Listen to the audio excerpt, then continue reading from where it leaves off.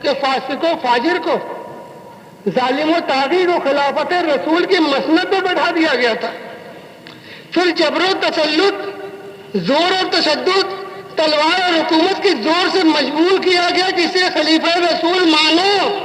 جس نے زبان کھولی اس کے سر پر تلوار. حالات کیا تھے؟ اس کے خطرناک نتائج کیا تھے؟ حضرات محترم، اس کو سمجھنے کے لیے ضروری ہے کہ اس کے پہلے کا بیک گراؤنڈ، کیا اسے خلیفہ رسول بنانے کی کوشش کی گئی، ذرا تاریخ کی روشنی میں اس پر نظر ڈال لی جائے. دیکھیے سامعین نظام، حقیقت تو یہ ہے کہ امیر معاویہ کے دور حکومت ہی سے خلافت راشدہ کا خاتمہ ہو چکا تھا اور ملوکیت قائم ہو چکی تھی. اب قیام خلافت کے لیے صرف یہی صورت باقی تھی کہ امیر معاویہ آئندہ خلیفہ کے انتخاب کے لیے مسلمانوں کے شورا کو اکٹھا کر ان کے حوالے یہ کام کر دیں، یا اگر انہیں اپنی زندگی میں یہ کام کرنا تھا تو انہیں چاہیے تھا یہ کہ وہ اہل علم حضرات کو اکٹھا کرتے، ارباب رشد و خدا کو اکٹھا کرتے اور پھر خلیفہ کے انتخاب کا آزاد حق انہیں دے دیتے. لیکن امیر معاویہ نے ایسا کچھ کیا نہیں، بلکہ اپنے بیٹے، اپنے لاڈلے بابو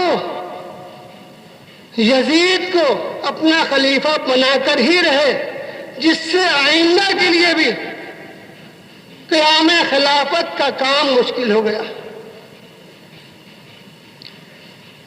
یزید کی خلافت کی اسکیم معلوم کس نے دی تھی؟ مغیرہ ابن شعبہ نے. یہ مغیرہ ابن شعبہ، لیکن تھوڑا سی تقریر خوش انداز کی ہو رہی ہے، لیکن واقعات انشاءاللہ ضرور آپ کے سامنے آئیں گے. تاریخ کی روشنی میں حقیقتیں آئیں گی آپ کے سامنے. یہ مغیرہ ابن شعبہ امیر معاویہ کے دور حکومت میں امیر معاویہ کی طرف سے کوفہ کے گورنر مقرر تھے، اور امیر معاویہ کی ان سے کچھ بات ہو گئی جس کی بنا پر یہ اب مغیرہ ابن شعبہ کو جو ہے معزول کرنا چاہتے تھے. تو اس سلسلے میں انہوں نے ایک خط لکھا مغیرہ ابن شعبہ کے نام. اس خط میں یہ لکھا کہ اس خط کو پڑھ کر اپنے آپ کو معزول سمجھو، میرے پاس میرے دربار میں حاضر ہو جاؤ. مغیرہ ابن شعبہ بڑے سیاسی آدمی، بڑے چال باز یہ بھی تھے. انہوں نے دیکھا کہ امیر معاویہ ہمیں معزول کرنا چاہتے ہیں، اچھا ٹھیک ہے. انہوں نے کیا کہ امیر معاویہ کا حکم نامہ پڑھ کر ان کے دربار میں آنے میں تاخیر کر دی. پوچھا امیر معاویہ نے اتنی تاخیر کیسے ہو گئی؟ کیا کہہ رہے کیا بتائیں، ایک معاملے کی تمہید میں الجھا ہوا تھا، بڑا پریشان تھا، بڑا پیچو خم تھا، آنے میں آپ کے پاس دیر ہو گئی. امیر معاویہ کہتے ہیں کہ اچھا بتا ذرا یہ کون سا معاملہ وہ تھا جس میں تم اتنا پریشان تھے، آنے میں اتنی تاخیر ہوئی؟ کہا کہ امیر المومنین، میں اس بات میں پریشان تھا، اس سوچ میں پریشان تھا کہ آپ کے بعد آپ کے لاڈلے بیٹے یزید کو خلافت کیسے دی جائے، کیسے انہیں خلیفہ بنایا جائے. امیر معاویہ روایتوں کے حوالے ساری باتیں کر رہا ہو جاتے محترم، ادھر ادھر کی بات نہیں. امیر معاویہ اس سلسلے میں کچھ مغیرہ ابن شعبہ سے گفتگو کرتے ہیں، بڑا خوش ہو جاتے ہیں، من سے اندر سے بڑے کہتے ہیں ارے تم نے یہ سوچا ہے؟ ارے سوچا بھی کچھ، اس کام کو انجام کون دے گا؟ یہ کام کیسے انجام پائے گا؟ مغیرہ ابن شعبہ کہتے ہیں کہ ہاں میں نے اس کی بھی تدبیر نکال لی ہے. ارے کوفہ کو ہم سنبھال لیں گے، بصرہ کو ابن زیاد سنبھال لیں گے، معاملہ آسان ہو جائے گا. اتنی بات ہوئی، اتنی بات کر کے جب مغیرہ ابن شعبہ امیر معاویہ کے دربار سے باہر آتے ہیں تو اپنے ساتھیوں سے کہتے ہیں کہ آج میں نے امیر معاویہ کا پیر گمراہی کی ایسی رکاب میں ڈال دیا ہے کہ قیامت تک نکالنا بھی چاہیں گے تو نہ نکل سکے گا۔ ایک سے بڑھ کر ایک سیاسی آدمی تھے حضرت محترم۔ ادھر مغیرہ ابن شعبہ کی یہ اسکیم امیر معاویہ کے دل میں اتر جا رہی ہے، اور اس کے لیے انہوں نے خوف اور طمع کے ذرائع کے ذریعہ بااثر لوگوں پر اپنا اثر بھی ڈالنا شروع کر دیا۔ بالآخر یزید کو اپنا ولی عہد بنا کے چھوڑا، جس کا نتیجہ یہ ہوا کہ ملوکیت اپنی پوری شاہی جبر و تسلط کے ساتھ، اپنی پوری قہرمانیوں کے ساتھ مسلمانوں کی گردن پر مسلط ہو گئی، اور مسلمانوں کے نظام حکومت میں میاں وہ خرابیاں آئی ہیں جس کا آج تک حضرات محترم خمیازہ پورا نہ کیا جا سکا۔ امیر معاویہ ان کے دور حکومت نے، ان کے شاہی اقتدار نے یزید کو اپنا ولی عہد بنانے کے سارے کام پورے کر لیے، لیکن یہ اسکیم بتانے والے تھے مغیرہ ابن شعبہ، لہذا حضرات محترم ان کی حیثیت اس معاملے میں بالکل ویسے ہی ہے جیسے کہ امیر معاویہ کو خلیفہ بنانے میں عمرو بن عاص کی تھی۔ یہ میں نہیں کہہ رہا ہوں، جا کے دیکھیے فتح الباری آپ کو ملے گا ذات محترم۔ نہ سمجھ میں آئے تو کم از کم مناقب اہل بیت کا مطالعہ کیجیے گا۔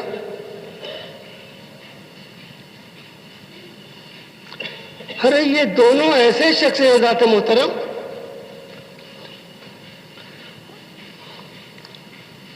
یہ اس کی مغیرہ ابن شعبہ نے پیش کی، سمجھ میں آ گئی امیر معاویہ کو، سارے جبر انہوں نے کیے، اور اپنے اثر و رسوخ سے جبر اور تشدد کے ذریعہ، خوف اور طمع کے ذریعہ ہر طرف یزید کی بیعت لے لی گئی۔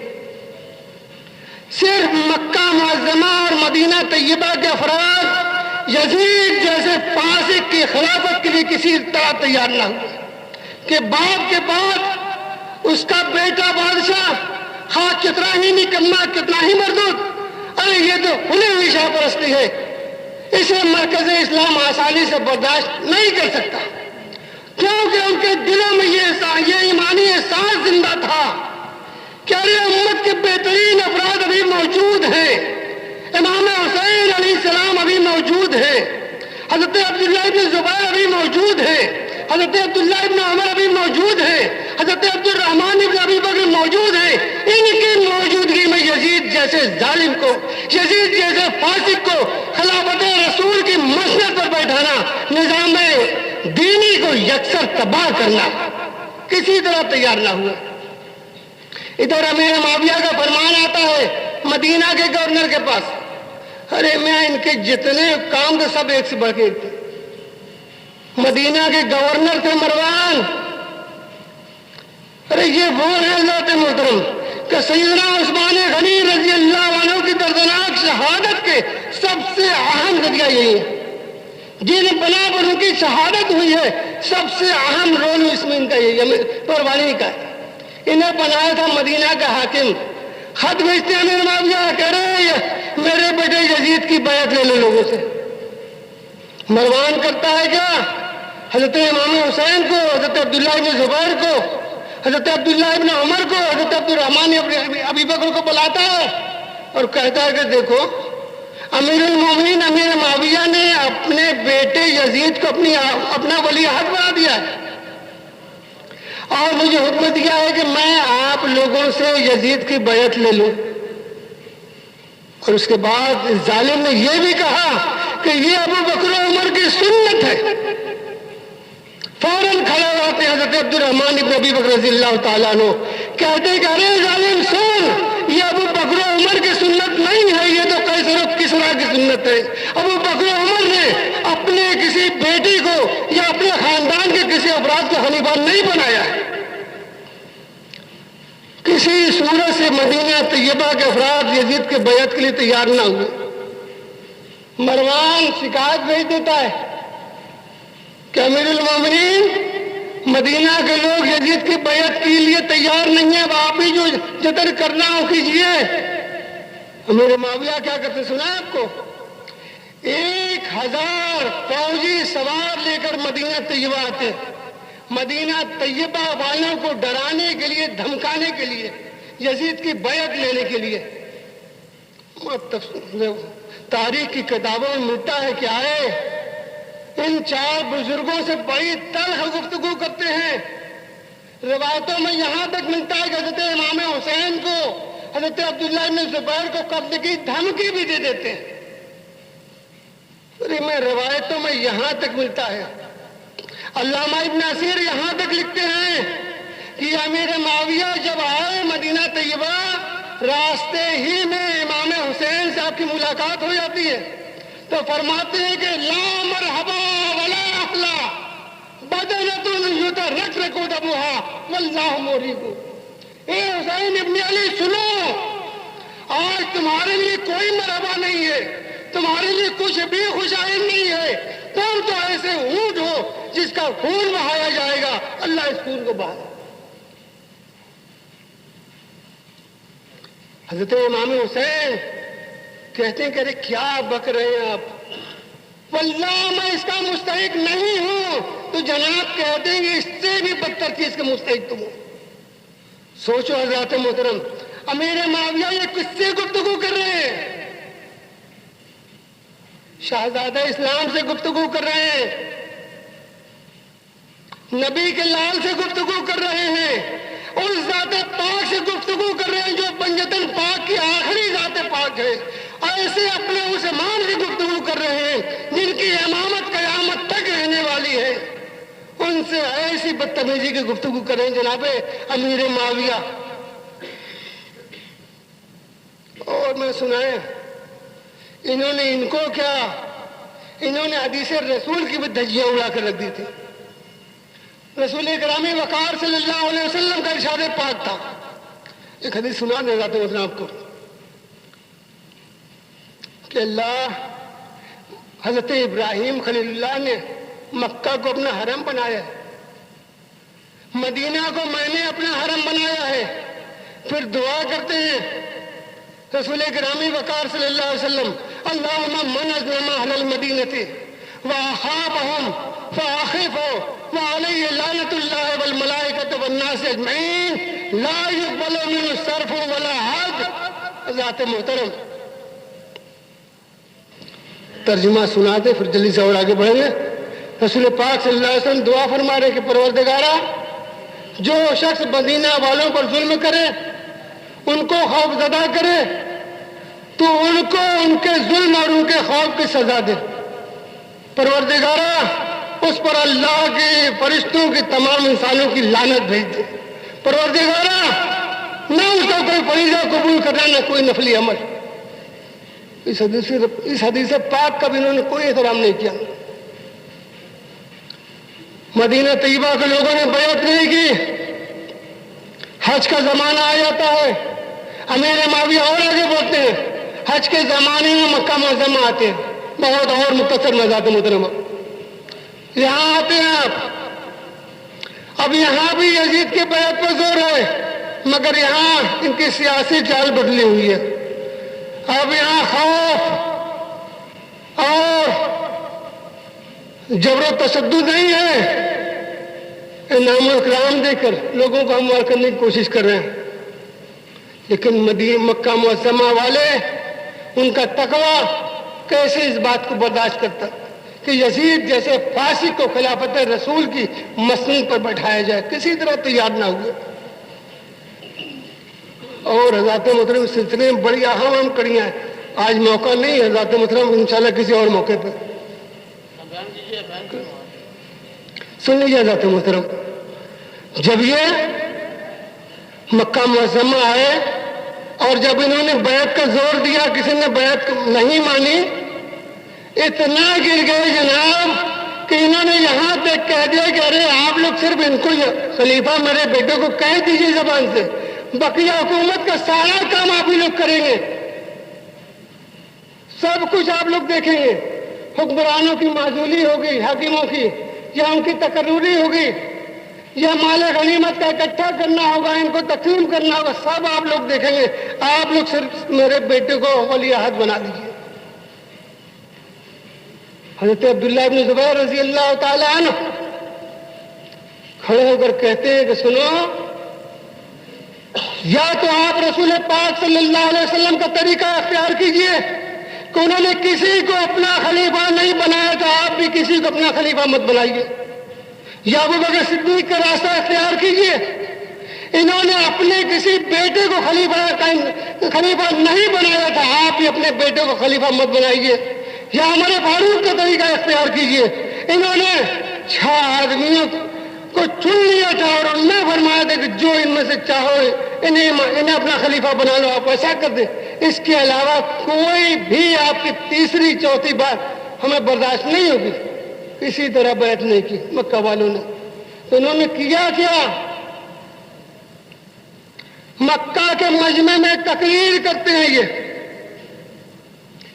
اور اس کے لیے پہلے سے کچھ بات پہلے سے اپنا پورا اس کا بیک گراؤنڈ تیار کر لیتے ہیں، پہلے ہی سے ان مقدس شخصیتوں سے کہتے ہیں کہ دیکھو آج میں ایک تقریر کروں گا، جو شخص بھی زبان سے ایک لفظ تکذیب کی نکالنے کی کوشش کرے گا اس کا سر اڑا دیا جائے گا۔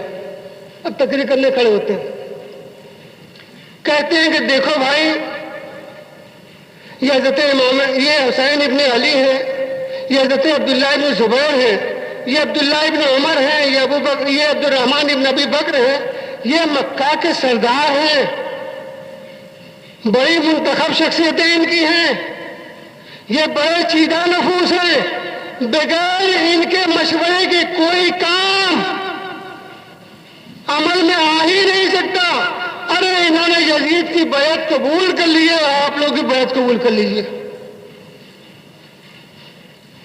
ایسی چال بازی سے مکہ والوں سے بیعت لی ہے ذات محترم، اور ان کے ایک مدعا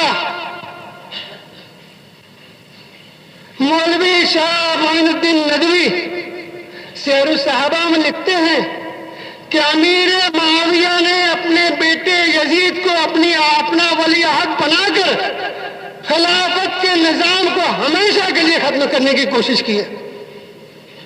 بہرحال حضرات محترمہ، اور تفصیل میں نہیں پڑھیں گے، بس بات یہ کہ یہ امیر معاویہ کا کارنامہ کوئی معمولی کارنامہ نہیں تھا، ہر مسلمانوں کے لیے بڑی آزمائش کا زمانہ آ گیا تھا، اسلام کے لیے بڑی مصیبت کا دور آ گیا تھا کہ یزید جیسے فاسق، فاجر، ظالم، طاغی، شرابی، نشے باز کو خلافت رسول کی مسند پر انہوں نے بٹھایا تھا۔ سنو حضرات محترم، یہ سن 60 ہجری کا واقعہ ہے، اسی بنا پر سن 60 ہجری کو فتنہ عظیم کا سرچشمہ کہا جاتا ہے۔ حضرت امام احمد بن حنبل علیہ الرحمہ یہ ایک روایت نقل کرتے ہیں حضرت ابو ہریرہ رضی اللہ تعالیٰ عنہ سے۔ حضرت ابو ہریرہ رضی اللہ تعالیٰ عنہ کوئی عام صحابی نہیں ہے، اس سے پہلے میرے کرم فرما مولانا محمد احمد صاحب نے فرمایا تھا کہ یہ وہ شخصیت ہے کہ رسول پاک صلی اللہ علیہ وسلم نے انہیں صحابہ کرام کی اس جمعیت میں رکھا تھا جنہیں مسلمانوں کے مستقبل سے باخبر کر دیا تھا رسول کرام نے، وقار صلی اللہ علیہ وسلم نے۔ آپ فرماتے ہیں کہ تعوذوا باللہ من راس الستین ومن عمارت الصبیان فلا تذهب الدنیا حتی تصیر لکا ابن لکا۔ فرماتے ہیں کہ لوگوں سن 60 ہجری کے شروع ہونے سے اللہ کی پناہ مانگو، لڑکوں کی حکومت سے اللہ کی پناہ مانگو، لوگوں یہ دنیا اس وقت ختم نہ ہوگی جب تک کہ اس پر ایک کمینہ زیادہ شخص حکمران نہ ہو لے گا جو کہ خود بھی کمینہ ہے۔ حضرت امام بیہقی حضرت ابو ہریرہ کے متعلق روایت کرتے ہیں کہ حضرت ابو ہریرہ رضی اللہ تعالیٰ عنہ کا یہ معمول تھا کہ جب مدینہ کے بازار میں جاتے تھے لوگوں کو وعظ و نصیحت کیا کرتے تھے تو اس میں یہ دعا مانا کرتے تھے، اللہم لا تدرکنی سنۃ 60 وَلْيَكُنْ تَمَسَّكُوا بِصُدْغِ مَعَوِیَہ، اللہم لا تدرکنی امارت الصبیان، پروردگارا میں سن 60 ہجری کا زمانہ نہ پاؤں۔ لوگوں تم پر افسوس ہے، معاویہ کی دونوں کنپٹیوں کو پکڑ لو، لوگوں میں بچوں کی عمارت کا زمانہ نہ پاؤں، یہ دعا فرمایا کرتے تھے، بڑے مستجاب الدعوات تھے۔ ٹھیک سن 59 ہجری میں آپ کا وصال ہو گیا۔ ایک روایت لکھتے ہیں ان سے حضرت امام حاکم علیہ الرحمہ، وہ کہتے ہیں کہ حضرت ابو ہریرہ رضی اللہ تعالیٰ عنہ نے کہا کہ رسول گرامی وقار صلی اللہ علیہ وسلم نے ارشاد فرمایا ہے، وَإِنَّ الْعَرَبَ مِنْ شَرٍّ قَدِ اقْتَرَبَ عَلَى رَأْسِ السِّتِّينَ تَصِيرُ الْأَمَانَةُ غَنِیمَةً وَالصَّدَقَةُ غَرَامَةً وَالشَّهَادَةُ بِالْمَعْرِفَةِ وَالْحُکْمُ بِالْہَوَىٰ۔ حضرت ابو ہریرہ رضی اللہ تعالیٰ عنہ فرماتے ہیں رسول گرامی وقار صلی اللہ علیہ وسلم فرمایا کہ عربوں پر افسوس اس مصیبت سے جو سن 60 ہجری میں ان پر آنے والی ہے، اور اس وقت امانت کو مال غنیمت سمجھا جانے لگے گا، صدقہ خیر خیرات کو تاوان جرمانہ سمجھا جانے لگے گا، گواہی پہچان سے دی جائے گی، فیصلے نفسانی خواہشات کے تحت ہونے لگیں گے۔ اسی سن 60 ہجری میں حضرت محترم یزید کو خلافت رسول کی مسند پر بٹھایا گیا تھا، اور پوری دنیا نے دیکھ لیا تھا کہ سرکار دو عالم صلی اللہ علیہ وسلم نے جو فرمایا تھا ہر پاک آنکھوں کے سامنے ہے۔ ارے حکومت کے آدمیوں میں خیانت، بے ایمانی، رشوت اس قدر عام ہو چکی تھی کہ مال و امانت کو بھی مال غنیمت سمجھنے لگے تھے۔ مالدار آدمی جو عموماً حکومت کے عوام و انصار تھے، ان کی طبیعتیں خدا ترسی سے، نیکی سے اتنی دور ہو گئی تھی کہ وہ صدقہ خیر خیرات کو تاوان اور جرمانہ سمجھنے لگے تھے۔ وہ زمانہ ایسا تھا ذات محترم کہ گواہی دیکھ کر دی جانے لگی تھی، جس کے متعلق سمجھا جاتا تھا کہ یہ حکومت کا آدمی ہے، اگر اس کے خلاف گواہی دے دیں گے تو خطرہ ہے، اس کے حق میں گواہی دی جاتی تھی۔ اور دین و شریعت اور فیصلے کے بجائے نفسانی خواہشات اور فیصلے ہونے لگے تھے۔ یہ ساری باتیں یزیدی حکومت کے خصوصیات تھیں اور اس کے اہم صفات تھی۔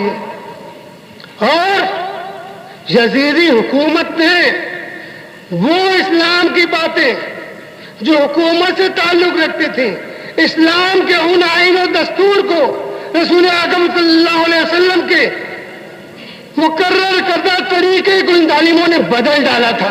اور سنا میں یہ میں اپنی طرف سے نہیں کہہ رہا ہوں، اللہ کے رسول صلی اللہ علیہ وسلم ارشاد فرماتے ہیں کہ ان اول من یبدل سنتی رجل من بنی امیہ۔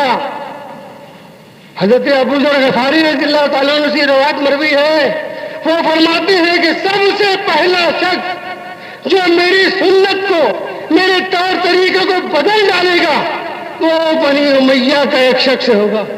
اس روایت کو لکھنے کے بعد امام بیہقی فرماتے ہیں کہ ایسا سمجھ میں آتا ہے کہ یہ شخص یزید ابن معاویہ ہی ہے۔ میں یہ تو ان کا خیال تھا، بالکل صحیح خیال تھا، کیونکہ ظاہر صحابی حضرت ابو درداء رضی اللہ تعالیٰ عنہ نے تو بڑے واضح انداز میں سرکار دو عالم صلی اللہ علیہ وسلم کی حدیث سنائی تھی کہ اول من یبدل سنتی رجل من بنی امیہ یقال له یزید۔ حضرت عبیدہ نے یہ حدیث سنائی تھی کہ لا یزال امر امتی قائما بالقسط حتی یسلمہ رجل من بنی امیہ یقال له یزید۔ کتنی حدیثیں سنائے ذات محترم۔ غرض ایسے ظالم، ایسے کمینے کو خلافت رسول کی مسند پر بٹھایا گیا تھا۔ یہ کیسا ظالم تھا، یہ کیسا کمینہ تھا، اختصار کے ساتھ